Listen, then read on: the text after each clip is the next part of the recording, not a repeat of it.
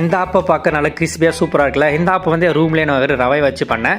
நம்ம இந்தியா விட்டு வேறு எந்த கண்ட்ரி போனாலுமே தோசை இட்லி சாப்பிட்றோம் இப்போ கஷ்டப்பட்டு நான் சொல்கிற மாதிரி இந்த மாவு பண்ணிங்கன்னா உங்கள்கிட்ட ஆப்பக்கல்லேருந்து ஆப்பம் ஊற்றிக்கலாம். அப்படி ஆப்பக்கல்ல ஒன்றுமே பிரச்சனை இல்லை, தோசைக்கல் ஊற்றி சூப்பராக சாப்பிடலாம். எப்படி பண்ணணும்னா 2 கிளாஸ் ரவை எடுத்துங்க. 2 கிளாஸ் ரவைக்கு வந்து ஒரு 3 ஸ்பூன் நீங்கள் வந்து சப்பாத்தி மாவு ஆட் பண்ணிங்க. அதுக்கப்புறம் நாட்டு சக்கரை, நாட்டு சக்கரை அப்படின்னா வெள்ளை இல்லைன்னா வெள்ளை சக்கரை யூஸ் பண்ணிக்கலாம். நீங்கள் வந்து அரை மணி நேரத்தில் தோசை ஊற்றணும் அப்படின்னா 1/2 ஸ்பூன் இல்லை 1 ஸ்பூன் வந்து ஈஸ்ட் போட்டுங்க. இல்லை நீங்கள் 2 மணி நேரத்துக்கு மேலே ஊற வச்சு தோசை ஊற்று பாருங்கன்னா 1/4 ஸ்பூன் நீங்கள் ஈஸ்ட் போட்டால் போதும். ஈஸ்ட் போட்டதுக்கப்புறம் தண்ணியில் நல்லா போட்டு மிக்ஸ் பண்ணிவிட்டு அந்த அரைக்கிற பதம் வந்ததுக்கப்புறம் நம்ம மிக்ஸி ஜாரில் போட்டுட்டு நல்லா சாஃப்ட்டாக நம்ம ரவையை வந்து அரைச்சி எடுத்துக்கலாம். நீங்கள் அரைச்சதுக்கப்புறம் அந்த மாவை தொட்டு பார்த்தோன்னா அது ரவையாக இருக்காது, நல்லா சாஃப்ட்டாக இருக்கும்.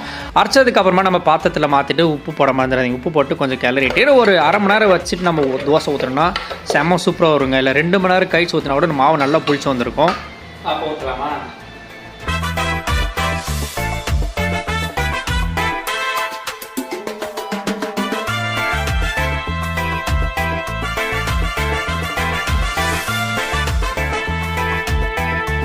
ஆப்பம் எப்படி சூப்பராக வந்திருக்கா. உங்ககிட்ட ஆப்பக்கல் இல்லைன்னா தோசைக்கல் ஊற்றி சாப்பிடுங்க, அதுவே செம்ம டேஸ்ட்டாக இருக்கும். மறக்காத ட்ரை பண்ணி பாருங்க. நான் சொல்லி பார்க்கலாம். பாய்.